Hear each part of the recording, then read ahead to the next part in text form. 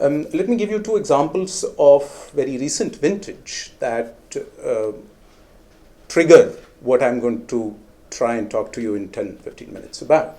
The first is as you walk into the building. And as we said, some of us to each other, it's deeply ironic that there is the Niti Ayog downstairs, and the scholars of the last session will be able to tell us much more about the many ambiguities of the word Niti. Standing alone and by itself, it may mean ethics, connected as a suffix to other words. It may mean tactics or policy. And what is the meeting about? It is about, somebody will correct me if I'm wrong, it is about good practices in the social sector delivery. Is that right? Somebody's got... Right. So, keep this in mind about the many reverberating ambiguities in that entire structure. Secondly, and I'm going to connect these two examples up, although ostensibly they won't sound connected. Some time ago, during the course of the last year, some of us were instrumental in putting together a statement from so-called scientists. The term scientist really exasperates me, but never mind. Scholars in the natural sciences about the current atmosphere of intolerance and so on and so forth. And amongst the many responses we got that were surprising to me in my naivety, part of which was the extraordinarily wide response that we got of people to sign on, was a response from senior and mid-level technocracy. And I'm using the term very carefully, as in the technocrats of the government of India, who are involved with the funding and otherwise support of the natural sciences and technologies. And they said, यार तुम कर रहे हो सब ठीक है, लेकिन साइंटिस्टों ने क्यों करना चाहिए ये सब?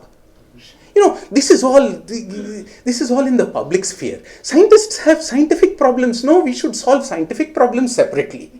You do all this and then it gets into not being able to solve the problems of scientists.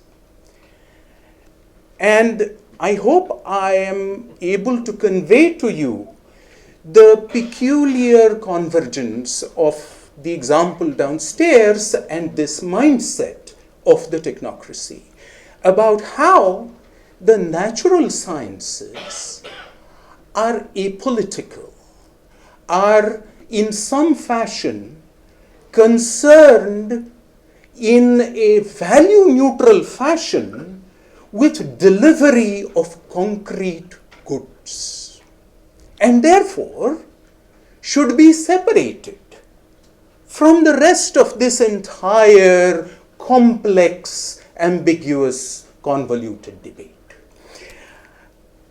And I'm going to suggest to you that this is a fundamental both fallacy and problem.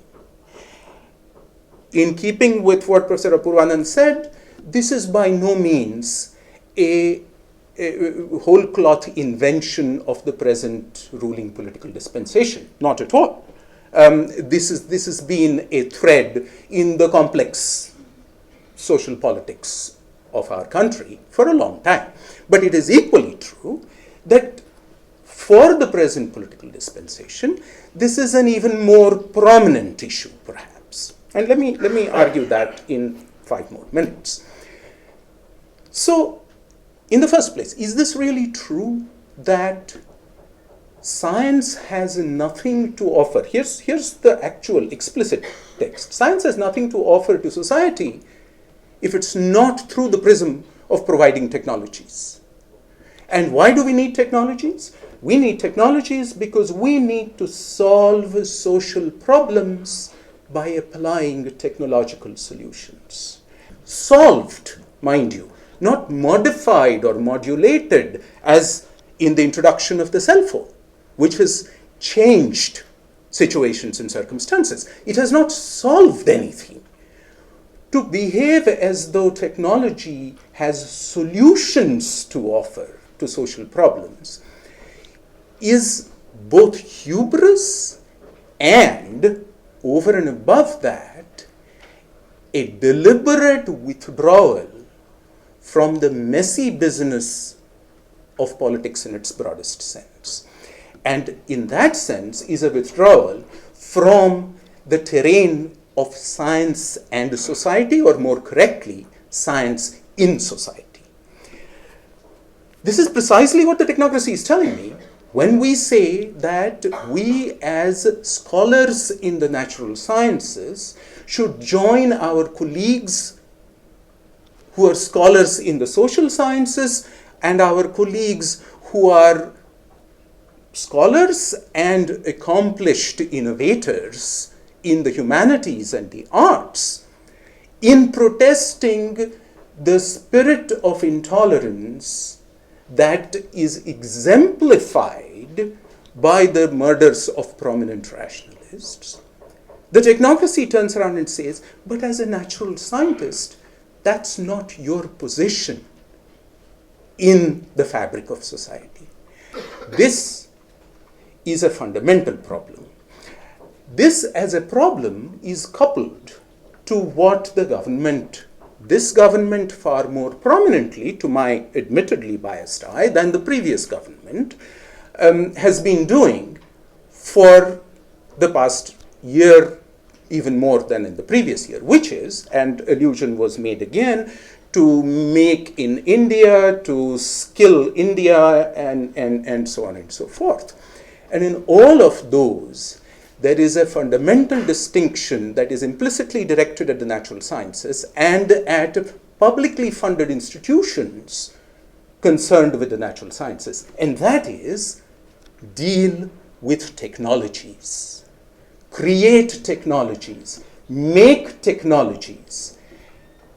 And very subtly, the emphasis of that discourse now shifts from saying, make technologies that will solve problems, social problems, to saying, make technologies that will bring in revenue, that will sell in the marketplace.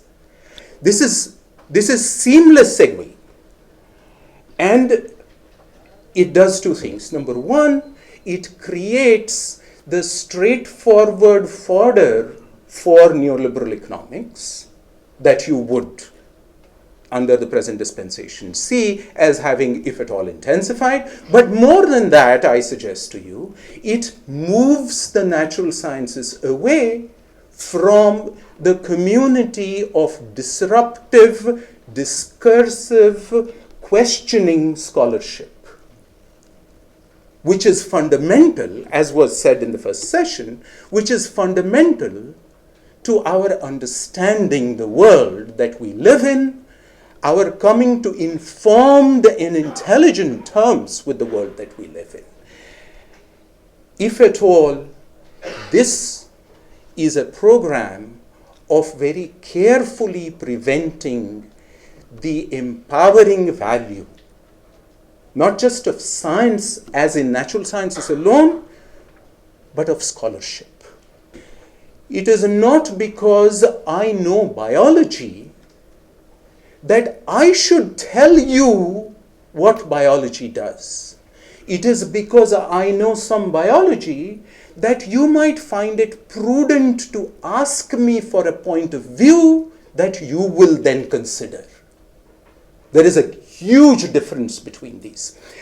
Let me push that a little bit forward and say something that connects to the discipline of history that was discussed in the previous session. And that is, every time I talk in these kinds of fora amongst students about broad issues of science and society, somebody will stand up and say, what do you think about the genetics of the Aryan-Dravidian divide? And I find it extraordinarily hard to answer that question with that extremely beloved instrument of modern media, the soundbite. I don't know how to do this. And the reason I don't know how to do this is sitting in the audience, listening to a panel of distinguished historians struggle with trying to give short answers to extraordinarily difficult questions. It seemed to me, there I go. Life ain't simple. Wake up. So, is the genetics of the subcontinent complicated? Sure, we've been here for 60,000 years. Does it surprise anybody that it's complicated? Does it show trends and patterns? Of course it does. Are any of them meaningful as additions, as scholarly additions of evidence to the complex fabric of historical understanding that we will together build? Of course it is. Are there easy lessons to draw from it? No. But here's the distinction. The distinction is, what are we looking for? Are we looking for understanding, or are we looking for validation? If we are looking for validation, you've come to the wrong place. That's fundamental. It's why, does it matter to me, does it matter to my politics if the Aryans came in as an invading force? No. Does it matter to my politics today if Aryans, quote unquote Aryans, whatever they mean, went out from the subcontinent? No. All I want to know is, what is our best guess of what happened? What is our evidence? Can we find more evidence? Can we test possible theories, hypotheses?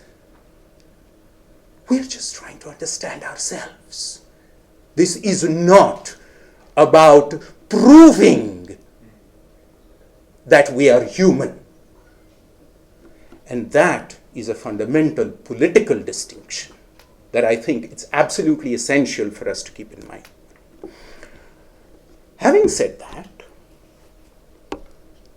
there is value in keeping these kinds of conversations quiet, because these kinds of conversations invariably lead to dissension. As they lead to dissension, they begin to fracture the idea that Professor Shimai pointed out of the extraordinary monolithic civilizational whole.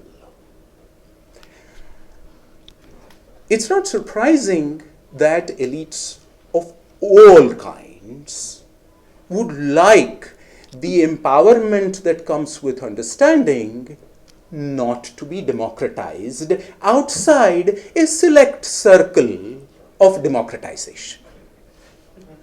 This is not surprising. Why is it surprising? But very many times, that's a program, that's a project that is purely instrumentalist. That's related quite simply to the acquisition and the maintenance of power and authority within a certain situation. There is a broader ideological argument underpinning this that makes it even more important for us to demand that our scientific institutions should not be making either apps or movies for Tim Cook of Apple, but should be asking the vexing, difficult questions of how the world works. The world works in a variety of terrains, of domains. The world works in societies. The world works as in how your bodies work. The world works as in how ecosystems work. The world works as in how the universe of subatomic physics works. It is essential to demand that our institutions of scholarship, I understand that I'm talking about the natural science institutions, but I claim that this argument extends to other scholarly institutions that are publicly funded as well, that these institutions of scholarship should be absolutely focused on what we call the fundamental questions of understanding who we are, what we are, how we work. And, as my final point, it is incumbent upon us to convey our present understanding in all its ambiguity, in all its complexity, in all its controversial messiness of the moment, to people outside our disciplines, to people at large. That is the positive, democratic empowerment project that we absolutely need to be demanding, rather than simply doing a not just a niti, but a rananiti of opposition. Thank you very much.